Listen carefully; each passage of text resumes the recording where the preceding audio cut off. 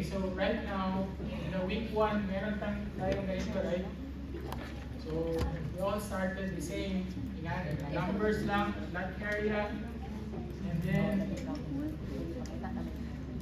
we have the regulation to have, meron tayong 5 meter setback, and so on, and then regulation for the volume, and so on. So we have a very simple geometric shape, and then we try to analyze of heights and so on, conformance to the ground, and then we try to reduce the mass because we calculated na ito lang yung kailangan ko for this one, so we trim down all the mass, and then we cut some mass just to reach for that desired na volume. And then this mass, ibutang na to sa taas or other places. And this one, meron siyang connection of the views later on. And then we try to analyze yung mass according sa external elements of the site, yung sun, so on. And then we try to have an articulation of the height para lang na variation of the height. Kasi ayaw natin Ina lang na siya. Sige, magiging siya varied ang height. Pero i-change, kung na-i-change, mag-change na. Ay na, Then we put some angles related to views. ina na, okay, sige, mag-start ko tentative rasa. And then we put some mass on top. And then we study the exterior wall. Ito yung building envelope, what I'm talking about. Yan, we study now. From this mass, we all know that ito is more than yung envelope sa building. Okay? Saan? Yung boundary. And then, Yung mag-refer man kasi ila. this is the external Sige na, wall. mag-change man gyapon. I-update na ito, Uma. And study yung effect or yung purpose ng wall na to. Uy, 7 naman di ay. So this is the one, and then go back tayo dun sa isang slide.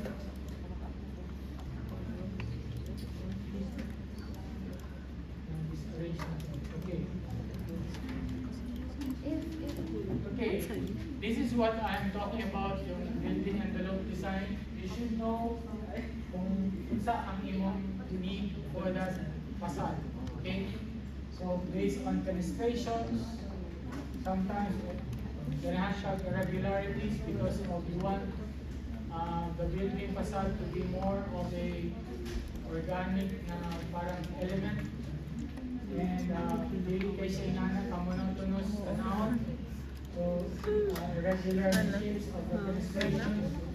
And some angles applied because of the concept of the crystal angles. Applied to the facade. And then overall the design of the facade. Any of the facade is because of the solar radiation on that side. Pero on this side is glass. Okay? So if you notice here in the perspectives, kanina part is tulog na siya usan. That's why yung facade very different from the other one. And this one as well, ang iyang facade is wala na siya major na views. Major views, pero not that major na views. But on the other side is meron siyang view. Kanina side is meron siyang view papunta dito. Okay? So this is now the facade, and then ang view niya, ang angle ng view towards from the balcony is towards something. So ano yung view niya yun? Okay, so ang view niya is something, ito, water, and then ito. Okay, so that's why medyo transparent yung facade compared to the other side. Next time, pag masakay, pwede mo magtagilid. Ano? Ano lang sa siya? Naon pa siya. Nagtao. Lagi sa ako, ano sa ako. Okay. Nya, nandun sa So this is the study why ang fasad ng likas is more solid than the other one. Okay, kasi ang isa, Pinakauna, hindi kayo siya may buusan. Pero ang isa is actually in the side ng fasad. Ito yung study na Stubborn kayo siya. ito yung Lalaki? ang solid ng fasad ito. Tigawa. Okay, that's why you need to really study yung fasad. Ay, sa mga first Asa dapit Ay, ng oo, glass, din. asa dapit ng solid, and so on. Okay, Sa para estudyante at to? least may variation in yung fasad. Because of the element outside. You know what? Naka-ID lang. Sometimes, kind of element like sun, wind, and so on, ano makatrigger sa atong creativity to design the facade. So it's not a constraint Kung giingon na lang ka naman kalim, tarong to trigger Tarong na. your creativity. Ay, nag-anak. Okay, to design shape na hindi siya Pwede pang tao. Mulog kayo siya. Sa ano, palikod mo. Nabuok siya. Okay, so Nagkampis sa buhat. ito yung concept, just Anya, gustoyan ka nila. actually, I don't like to have a side plan na rooftop. Brat ka. Okay? Normally, we do side plan na rooftop, right? And some, I think I'm one of those you need to have a side plan na rooftop because I cannot see the connection of the street sa ground floor. Fight for your rights. Hindi na ko ma-realize. Jud ko kay Mali. Hindi ko na ko makita ang door Mapag-ibigyan mo from the ito. street. So, Video dito ko. yung kuwan na Ma-preso pa. Pero pwede din siya. Some of the offices Millimeters na yun. the center side plan na rooftop. Millimeters na. Yeah. Footprint talaga. Basta pa ito. Ground floor, Fight for your all rights. sides. Press freedom. Ha? Ha? Ang ground floor ang ibutang sa side development plan. Para makita mo yung connection ng the street. Yan. It's better para sa akin to. Okay? Because I can see, okay, kung baba ito, Ground floor, Una, nag-trigger na ng landscape. Uson sa Jade. Nag-ano ko. Nga, bakante kayo sila sa unahan. Okay? Pit na po na siya. Uson na. Okay, so balik tayo doon. So, Next time na pag-taxi ka. Next time pag kumagipot ka, dili kong takilin ha. this is a schematic na ang M1 natin is a concept Wow, dahil to wala pa schematic matan. presentation. Okay? Uy, nag-message Now, ba sila? this level is a Ano schematic ko dyan yung space doon? schematic Kanya ang tao. Okay, line. Gani, ito ko bito. Notice, tanan, meron ng furniture na elevation for spaces. Now, very important when you present it to the client Ipasa na is ko na sila. Oh, dapat na black and kung white. sa'yo mong nabuhat. It should be Pero colored yun na meron. para madaling ma-identify. Hindi na ako mag-tuning next. So ito is a meaning, itong color ito is a one unit Ang na foreign, di space. ba? Nung sila Ito is another unit, Sila one unit, and then mag-ano sa this foreign. one is What a did mo sila the foreign? vertical circulation, and then corridor.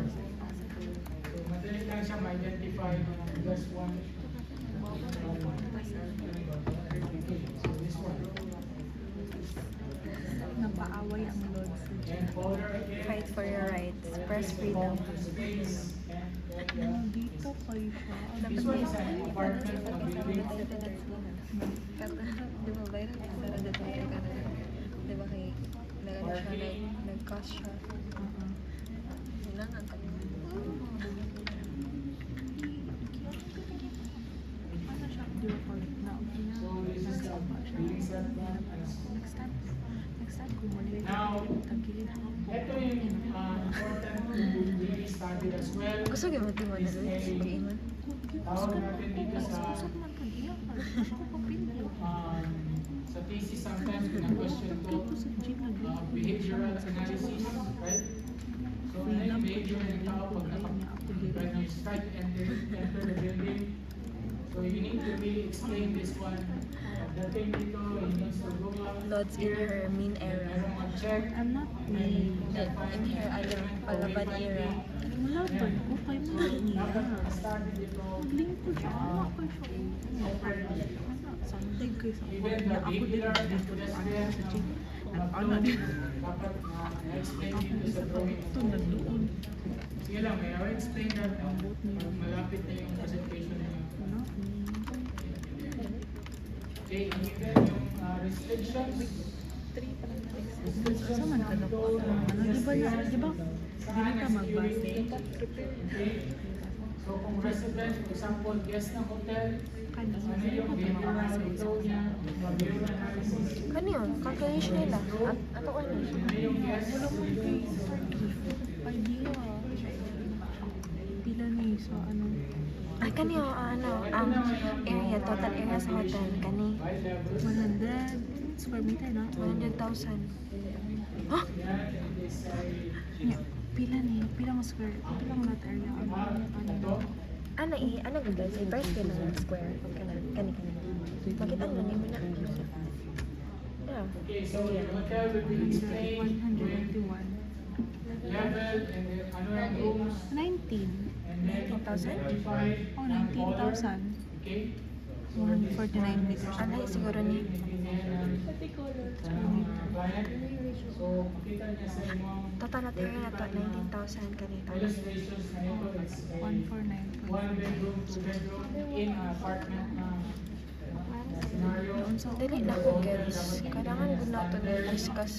Junior suite, automatic, royal, second. Sige, meaning sa piso max yun. Paan? So, some of presenting elevation. At this point, hindi pa kayo na isla tayo needed ng mga graphical. But I think for me, maganda kung may graphical Piso max.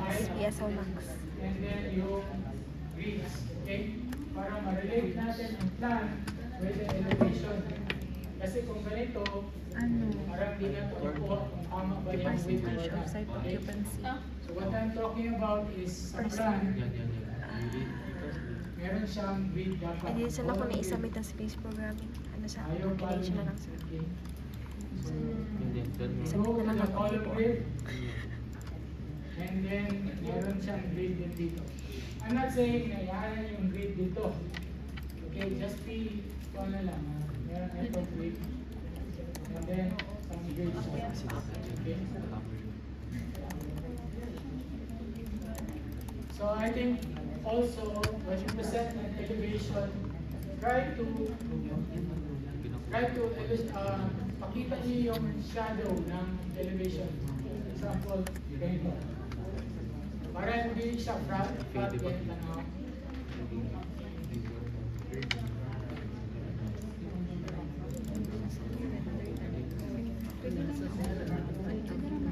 Basta fight for your press freedom. Hindi ko na maway kung nagkaroon ko siya. Sometimes yung section, wala naman kayo Okay? Hindi na kayo na explain pero Labels. yes, yes.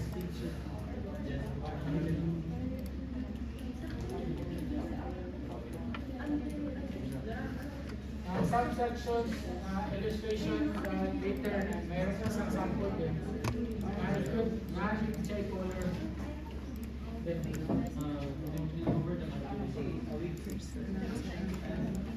Okay.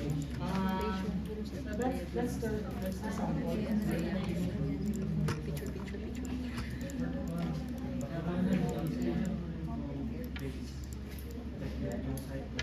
Kani-feel na ko hotel ni Yung hotel tapos commercial hotel.